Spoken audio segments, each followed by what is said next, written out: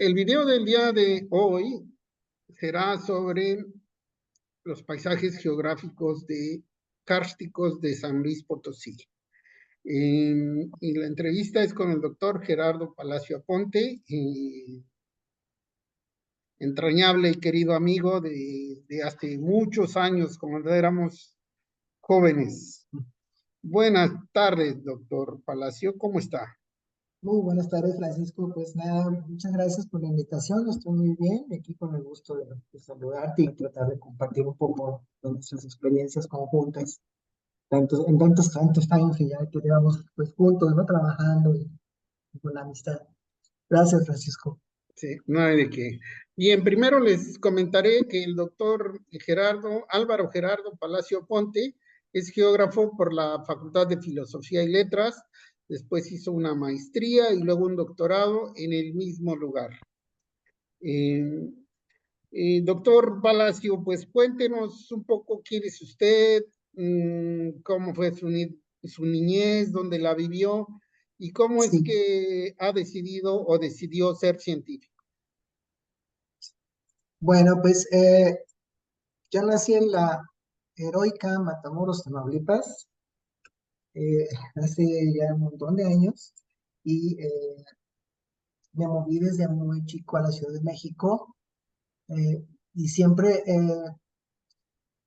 pues viví como muy rodeado de familia y siempre nos gustaba mucho pues salir al campo, el fin de semana, un tío u otro, por mis papás, etcétera, pues salíamos como mucho y la verdad es que tuve una infancia pues muy plena en muchos sentidos, en el plano pues personal, individual, espiritual y también en el plano pues del ocio, ¿no? Y de la diversión y de esto Doctor, que también incluye, doctor, sí, perdón, sí, sí, para escucharle bien es importante que no se mueva mucho y que le bueno, hable a la cámara, porque si ok. se me mueve, entonces ya tenemos mal audio. Mala audio. Muy bien. ¿Así se escucha mejor? Sí, Muy bien. Bueno, entonces, como comentaba, pues tuve una infancia muy plena y siempre buscando salir en la primera oportunidad que teníamos. Nos gustaba mucho pues, salir en los alrededores, sobre todo pues, al principio en Tamaulipas, en Matamoros, y ya después en la Ciudad de México, pues los tantos alrededores que hay pues, muy cerca de la ciudad, muchas cosas por ver. Y entonces, pues siempre el gusto por la naturaleza siempre estuvo ahí, pues presente, ¿no?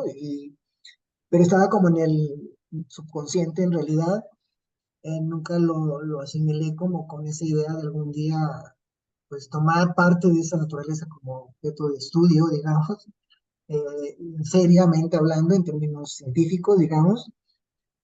Y luego, por algún momento tuve un lapsus y entré a arquitectura y me di cuenta que mi espacio de un espacio amplio se había reducido a un espacio muy reducido y que no era lo que a mí realmente me gustaba. De manera que inconscientemente ese gusto por el campo y por los aspectos relacionados con el paisaje, que en ese momento ni siquiera tenía esa idea de que el paisaje pudiera tener un significado más allá de lo visual, ¿sí? Entonces, pues bueno, finalmente ya me encontré con la licenciatura y después la maestría y el doctorado en geografía, pero fundamentalmente desde la licenciatura me enfoqué al estudio del relieve, ¿sí? Yo siempre traté de buscar algo que en su momento se llamaba geomorfología ambiental y que después fue migrando hacia la geoecología del paisaje y después la ecología del paisaje. Y dentro de estos ámbitos también pues los paisajes morfopedológicos, los paisajes geopedológicos, en fin, relacionando siempre fundamentalmente lo que conocemos como los elementos diferenciadores. De manera entonces que ese fue un poco la, el gusto pues por la naturaleza, después se convirtió en una profesión, también pues siempre inducido pues por algunos profesores, ¿no? Que siempre son nuestras guías.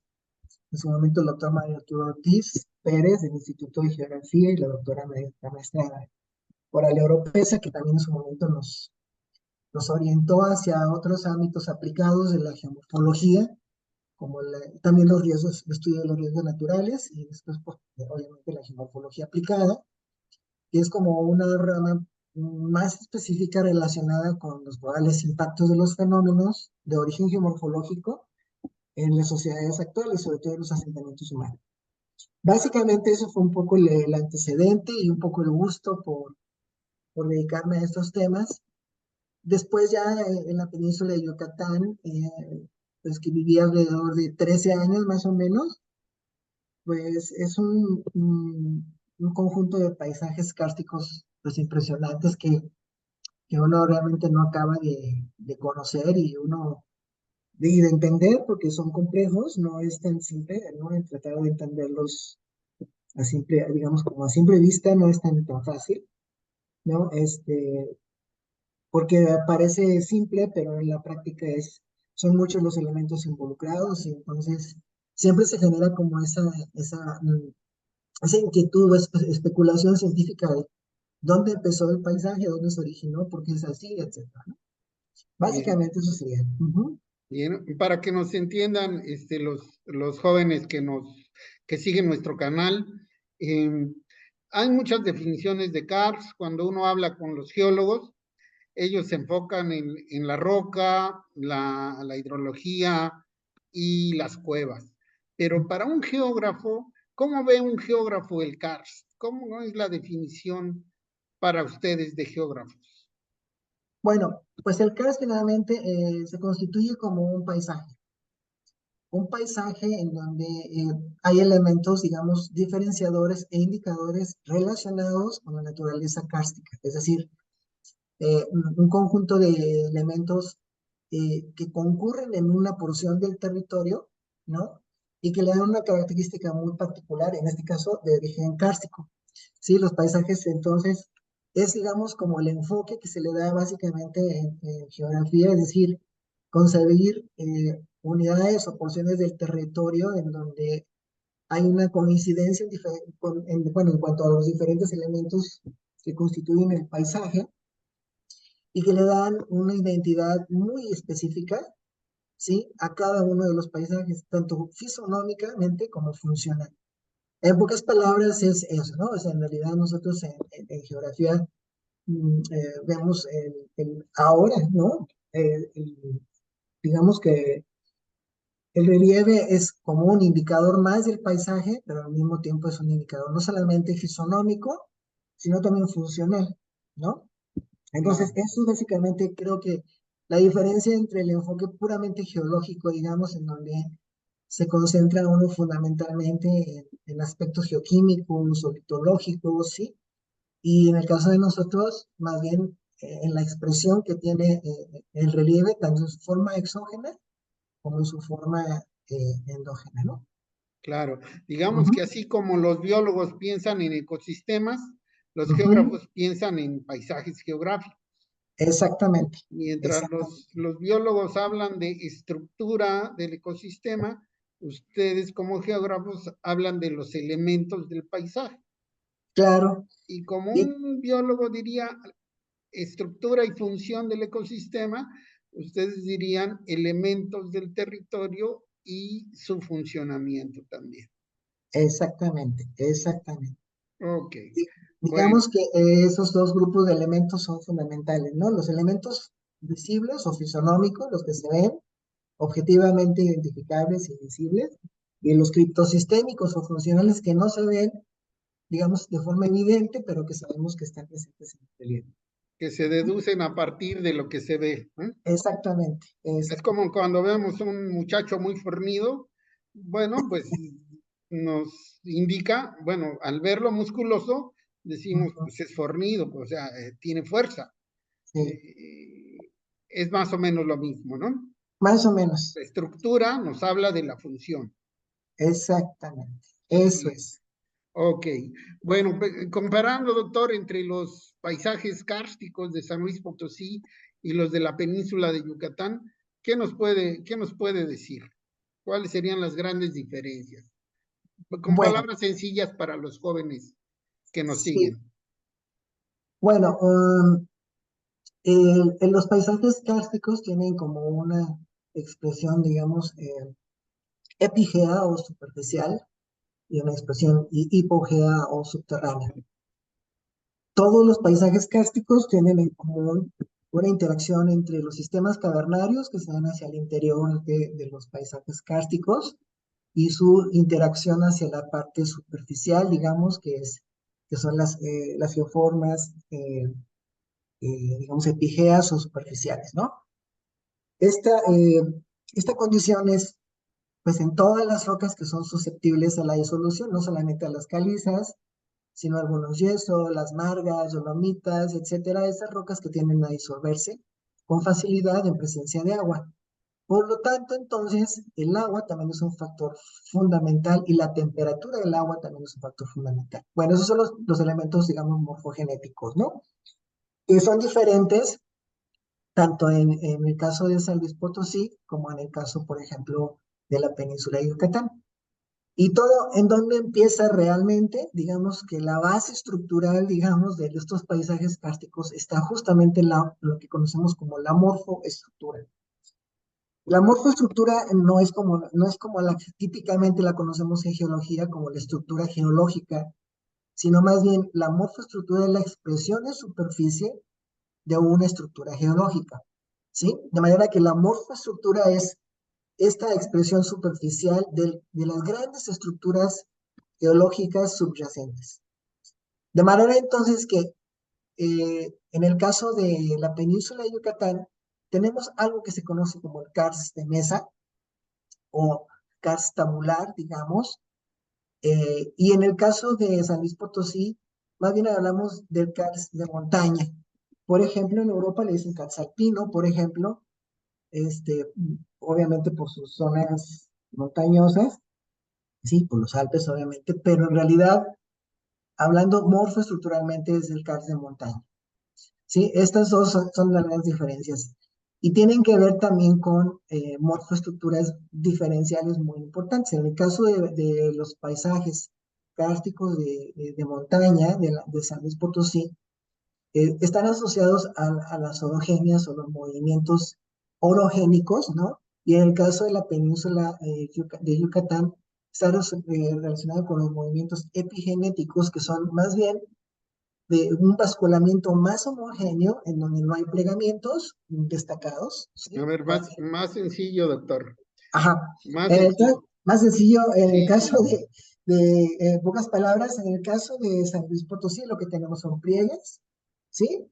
Relacionados las con, placas se juntan y se hace la en esta montaña, ¿no? parte, eh, mm, no necesariamente, hay un empuje que viene, sí, de la placa de Cocos sobre la placa norteamericana, pero es un empuje muy anterior, muy antiguo, y que tiene que ver con algo que se llama deslizamiento gravitacional, es decir, un deslizamiento en donde lo que antes estaba dispuesto de forma horizontal se levanta parcialmente de un lado y todos los paquetes, en este caso de calizas, se van plegando por ese efecto gravitacional, cosa que no ocurre en la península de Yucatán porque predomina lo que se conoce como las estructuras, digamos, subhorizontales, es decir, son nuevamente estratos que están dispuestos, es decir, las capas de estas de roca en la península de Yucatán tienen poca inclinación en el terreno, ¿sí? Estamos hablando, por ejemplo, de menos de 12 grados de inclinación en el terreno en promedio, que se conoce como subhorizontales, y entonces, básicamente son estructuras tabulares, por eso decimos, mal dicho, ¿verdad? Por cierto, la península de Yucatán es muy homogénea, porque en realidad sí tiene sus variantes, que son digamos, en términos de magnitud o de amplitud del relieve, es decir, de las diferencias altitudinales, pues es mucho menor, por supuesto, de lo que ocurre en los lugares donde hay pliegues o orogenias, a los lugares en donde no hay grandes movimientos tectónicos, sino más bien levantamientos, digamos, graduales, más o menos generalizados, es decir, que A no se ver, doctor, concentran en un perdón. lado. Voy a Ujú. intentar traducirlo porque Sí, no creo que está sí, fácil entenderle. sí, Entonces, a ver, las calizas se forman cuando el carbonato de calcio se va precipitando sí, y esto hace grandes placas de carbonato de calcio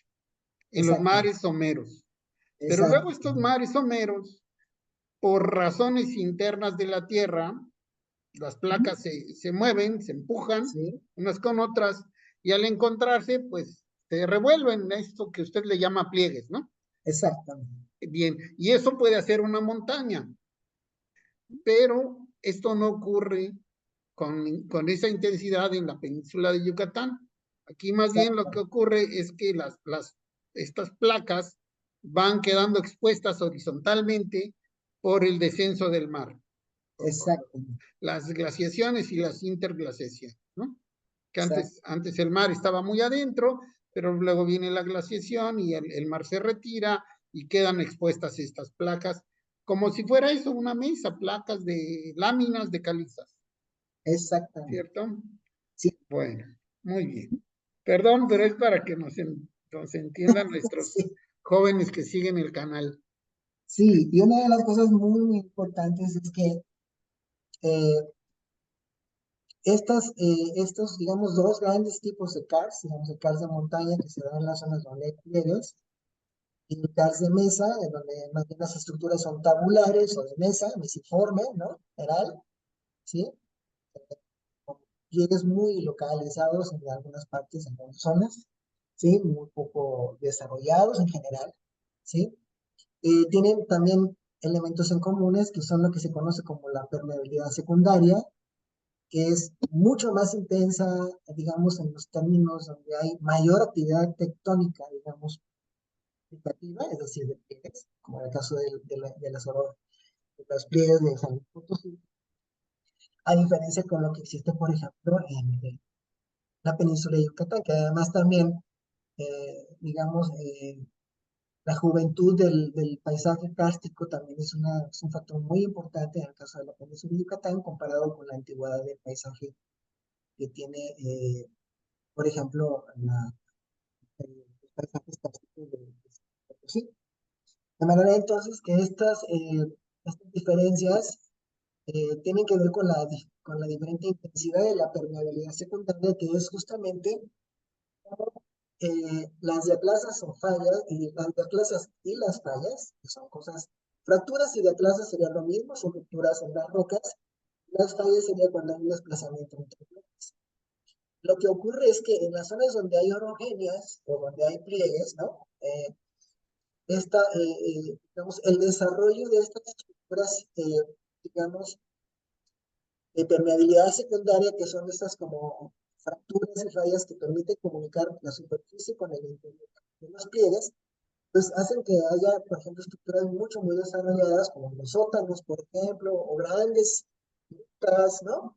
En el caso del caso de montaña, y en los otros casos, pues también tenemos algunas expresiones también muy importantes, ¿no? Pero no son tan desarrolladas, digamos, como en el caso específico de las zonas donde hay cars de montaña, ¿no? Digamos que en la península de Yucatán, más bien hay que pensar en cavernas o en cuevas alargadas, mientras que en el Exactamente. cárcel de montaña, pues Ujú. alargadas, pero En en la vertical. vertical, Exacto, en la y las vertical. otras en horizontal. Bien, Exacto. entonces el CARS nos hace expresiones del relieve arriba y abajo Sí, de la superficie del territorio. Doctor, ¿a sí. quién le puede servir este conocimiento? Bueno, pues yo creo que tiene aplicaciones en muchos sentidos. Puede tener desde aplicaciones, digamos, de lo relacionado con lo más, digamos, este, banal, si se puede decir la palabra, que es un poco el turismo, ¿no? Pero también en las cuestiones de los riesgos, ¿sí? Eh, Se ha encontrado que, ¿Como por cuáles? ejemplo, riesgos, por ejemplo, de colapsos, ¿no? Que son muy comunes, por ejemplo, en las Formación de zonas, hoyos.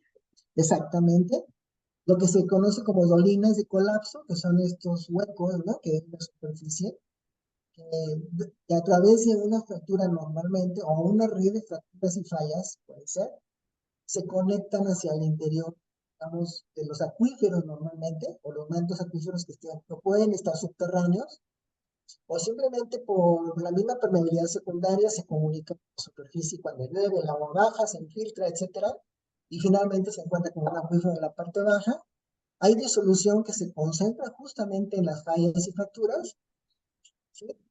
Y justo por estas estructuras se va desarrollando predominantemente gas.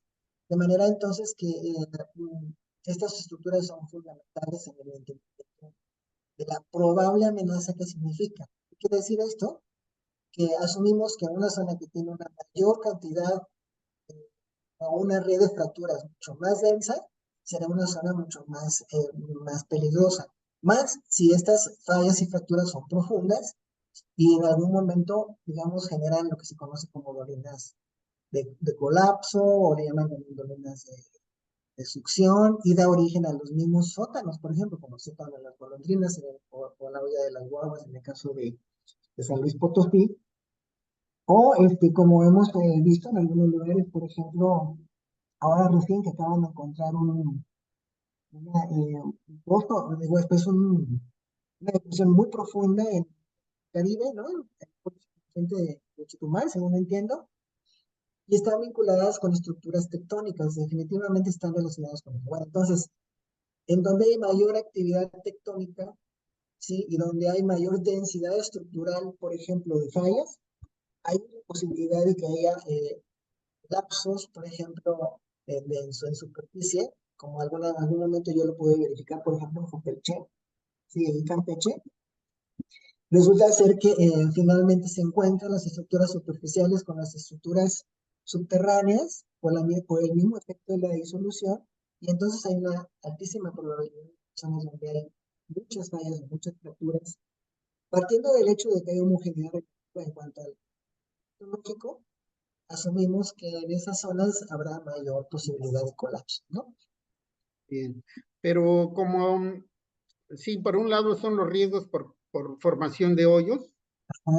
pero también hay que pensar en que toda la contaminación que se genere arriba fácilmente se va a ir hacia abajo. Esto es Sí, así. yo creo que dado que el CAS es un sistema de los de mayor dinámica hidrogeológica en términos generales, ¿no? Esta comunicación que existe entre la parte superficial y la parte interna del sistema hidrológico, ¿sí? Son muchos detalles alrededor de las aguas, ¿no? Que pueden venir de superficie, de manera que es una especie de lo que se conoce como la permeabilidad primaria en las calizas es realmente muy reducida, ¿sí?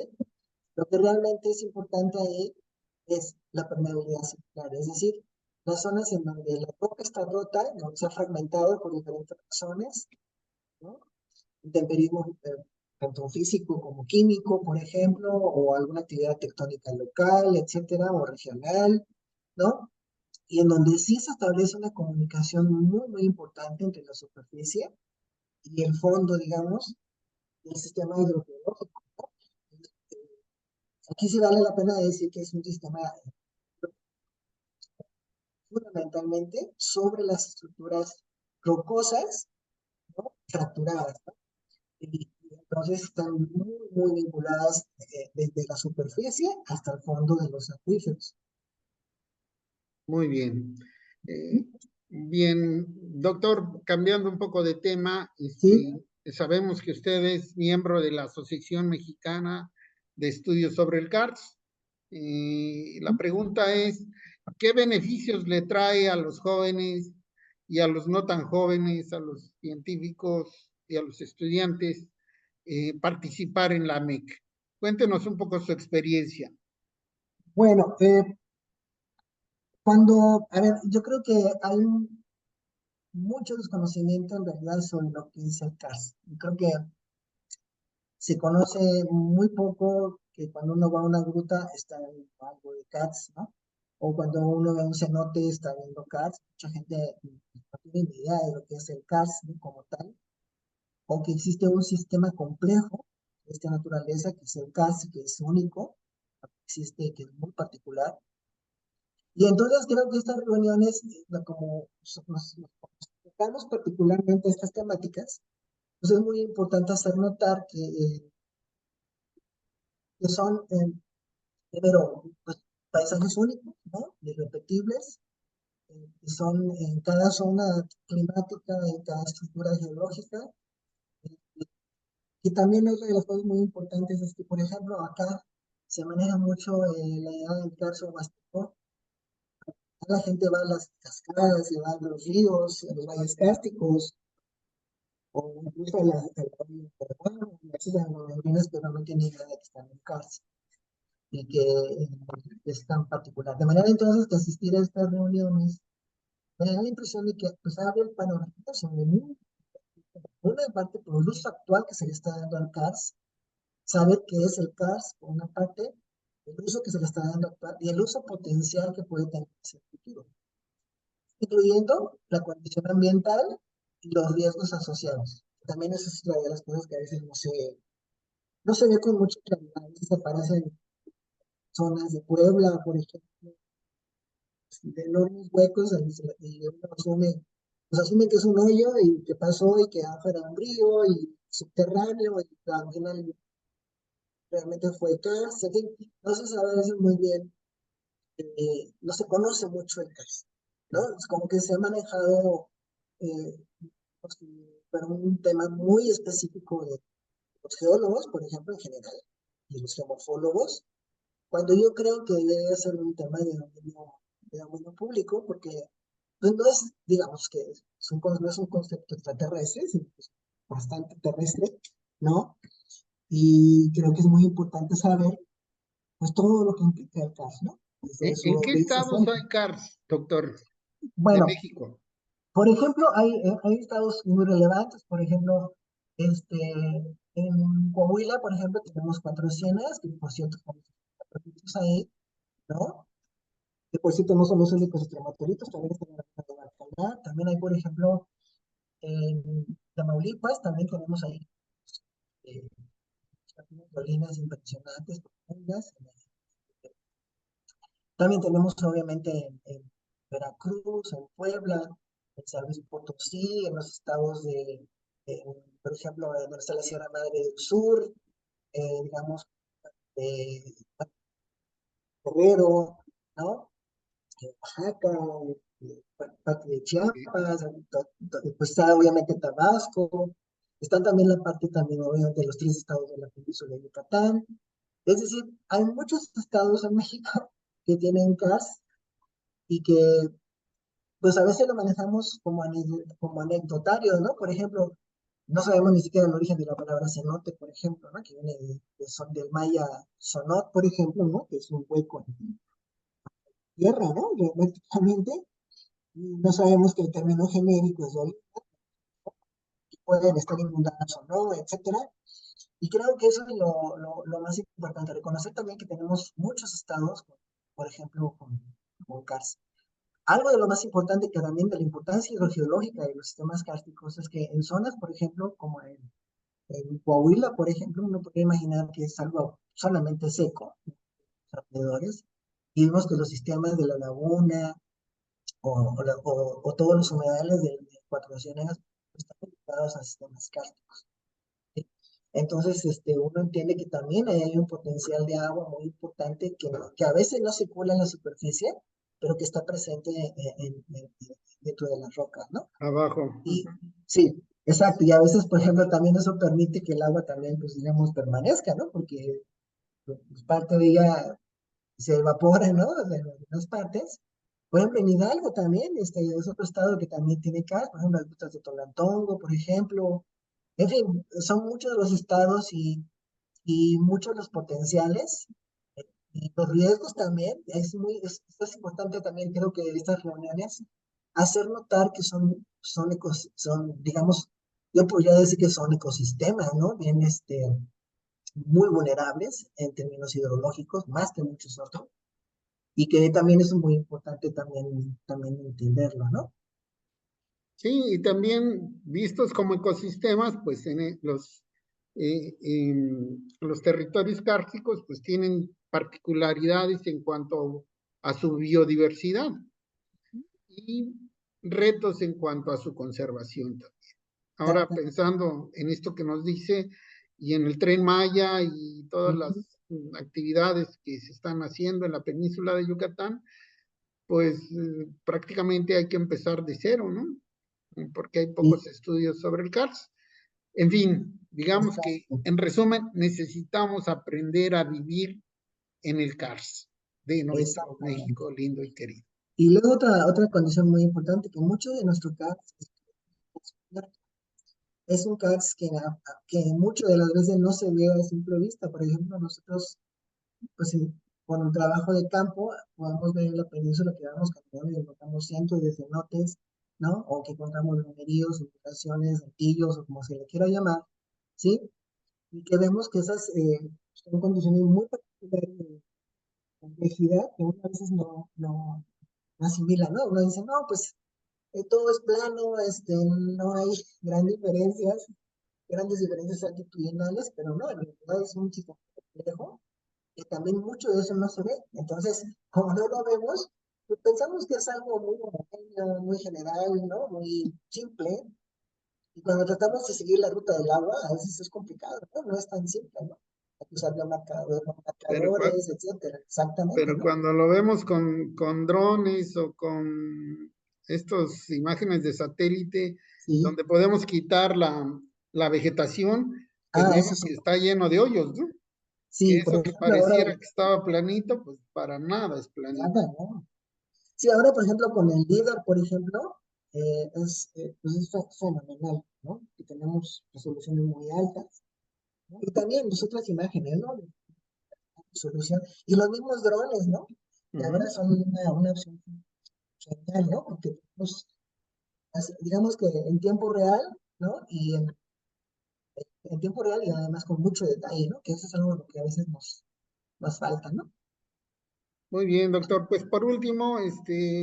algo que le quiera decir a nuestros muchachos que siguen el canal para despedirnos. Bueno, creo que también es importante, pues quiero aprovechar igual para los mitos que se generan, que están generando una información alrededor de lo del Tren Maya, ¿no?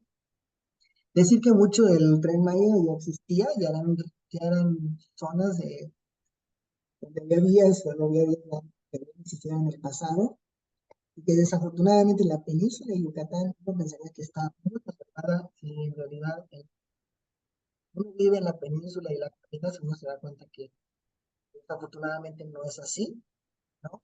Y que sí es importante tomar en cuenta el trabajo de campo y conocer los paisajes para tener una opinión, digamos, documentada. Creo que nos prestamos a veces mucho a tratar de opinar, a veces con desconocimiento, y creo que lo que tenemos que tratar de evitar es eso. Hay que tratar de opinar cuando uno tiene los argumentos, ¿no? Y está el conocimiento fundamentado. Es una invitación nada más para, eso es un poco el sentido también de la ciencia, ¿no? O sea, dejar pues que la opinión, digamos, esté encima del conocimiento sistematizado, ¿no? Y que eso es lo que realmente nos hace falta conocer en el CARS, en la península de Yucatán, hace falta caminarlo mucho, ¿sí? También hay que entender que son paisajes complicados de caminar, no es tan fácil, ¿no? Sí, con la humedad que hay ahí parece que uno no se deshidrata, pero sí, y el calor es terrible, en fin, ¿no? Hay condiciones un poco adversas, ¿no? Pero en general sería eso, que es un paisaje fenomenal. Yo creo que son de los paisajes, por ejemplo, el karst tropical que tenemos en México es digamos, de los escénicamente hablando más hermosos, yo diría, no sé si del mundo. Claro que los de China son fenomenales, por ejemplo, pero los de Vietnam y obviamente también en Serbia y todas esas zonas, ¿no? Donde se originó el estudio del CARS. Entonces, pero bueno, básicamente eso sería, ¿no? Tratar de estudiar el CARS con más detalle para poder, digamos, tener una opinión documentada. Muy bien, doctor Palacio, pues le agradecemos mucho su tiempo y invitamos a nuestros jóvenes que nos siguen a que compartan el video para que la gente aprenda a vivir en el precioso CARS que tenemos en México. Muy Muchas bien, gracias y hasta al la próxima. contrario. Muchas gracias, Francisco, y hasta la próxima.